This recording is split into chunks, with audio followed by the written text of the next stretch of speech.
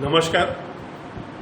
आज हम BEd first year 6th paper language proficiency में एक टॉपिक है जो आज का हमारा है वो रीडिंग। तो रीडिंग के बारे में हम थोड़ा बहुत डिस्कस करेंगे।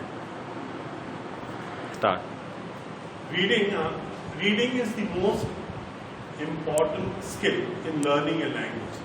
कोई भी भाषा सीखने के लिए पढ़ना जरूरी है। पढ़ने से हमारा ज्ञान बढ़ता है। ये रीडिंग जो है वो कहीं भी कभी भी होता रहता है। जब हम घर में रहते हैं, सुबह न्यूज़पेपर पढ़ते हैं, वहां पे भी रीडिंग है। हमें कोई बाहर निकलते हैं तो sign boards, advertisement boards, time table, railway time table, bus time table, bottle का रैपर, बहुत सारी चीजों में देखते हैं हमारा रीडिंग चलता रहता है। रीडिंग से हम भाषा तो सीखते ही हैं, साथ में हमारा ज्ञान की भी वृद्धि होती है। तो सबसे पहले देखें रीडिंग क्या है। Reading involves 3 S।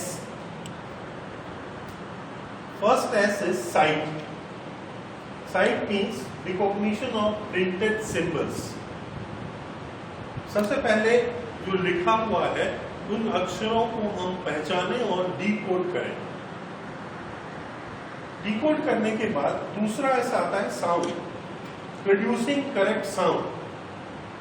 चाहे लाउड रीडिंग हो या हम मन में भी पढ़ते हैं, मन में भी हम साउंड का उच्चारण करते हैं।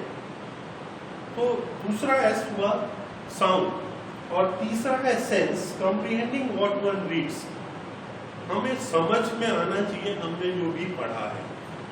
तो इस तरह से देखें हम कि सबसे पहला जो रीडिंग में इन्वॉल्वमेंट है वो ये 3S का इन्वॉल्वमेंट है। उसके बाद देखें कि हम क्या करते हैं। सब स्किल्स ऑफ रीडिंग, रीडिंग के कुछ कौशल। फर्स्ट है एक्सट्रैक्टिंग मेन आइडियाज। जब भी हम पढ़ते हैं मुख्य उसके अंश हम जानना चाहते हैं, उसमें से निकालते हैं। दूसरा है फॉर स्पेसिफिक इंफॉर्मेशन, कुछ निश्चित सूचना हमें चाहिए। जैसे हम अगर हम पता लगाना चाहें कि ये कोरोना वायरस भारत में किस समय आया, हम उसके बारे में पढ़ रहे हैं, तो हमें अगर डेट पता लगाना है तो उस आर्टिकल में हम उसकी इंफॉर्मेशन के लिए उस डेट का पता लगाएंगे।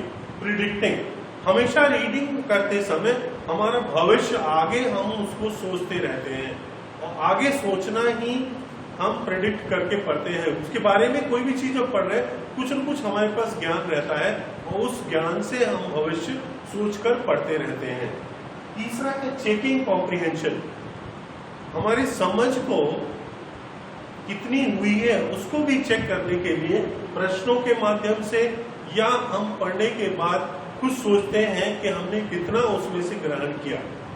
तीसरा है इन्फरिंग, बहुत सारी बातें जो लेखक है वह इनडायरेक्टली कहता है, डायरेक्टली नहीं कहता।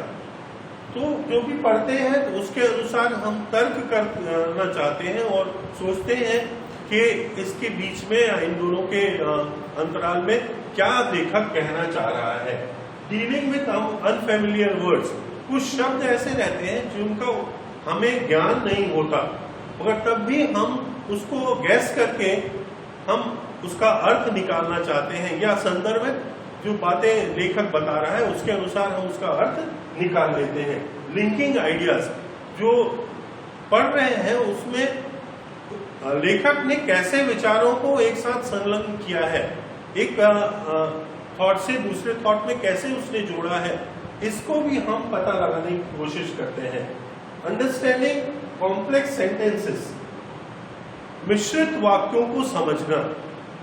लेखक है कई बार एक ही वाक्य में नहीं मगर बहुत सारे वाक्यों को मिलाकर वह अपनी बातों को कहना चाहता है और किसी निष्कर्ष पर आता है। उन बातों को समझना ही अंडरस्टैंडिंग कॉम्प्लेक्स सेंटेंसेस है। इवैल्यूएटिंग द टेक्स्ट, पढ़ने के बाद हम उस पाठ का मूल्यांकन करना चाहते हैं। हम मूल्यांकन करके हम चाहते हैं कि जो लेखक कहना चाह रहा है वह कहाँ तक सफल हुआ, ये असफल हुआ या उस बात के माध्यम से हमें कहीं और इशारा कर रहा है। अंडरस्टैंडिंग राइटर्स स्टाइल, लेखक कौन सी शैली अपनाया है, इसको भी हम पढ़कर जानना चाहते हैं। तो शैली, अलग अलग शैली लेखक रहते हैं, उनकी शैलियां अलग अलग होती हैं, तो उसको भी हम जानना चाहते हैं। रीडिंग, रिएक्टिंग द टेक्स्ट, पढ़ने के बाद जो भी पार्ट है उसके बाद हम अपना व्यू अगर दें तो ये इसके अंतर्गत होता है। हम लेखक से बातों से संतुष्ट हुए क्या, उसके या उन विचारों को हम कुछ और उसमें जोड़ना चाहते हैं, ये इसके अंतर्गत आता है। अंडरस्टैंडिंग समरीज, उसका हम सारांश अगर निकालें तो इसके आता है। हम हमेशा पढ़कर कुछ चीजों का हम अपने मन से या एक सार बात हम अपने मन से बता सकते हैं, ये अंडरस्टैंडिंग समरीज। ये रीडिंग के जो सब स्किल्स थे इसका ये एंड हुआ।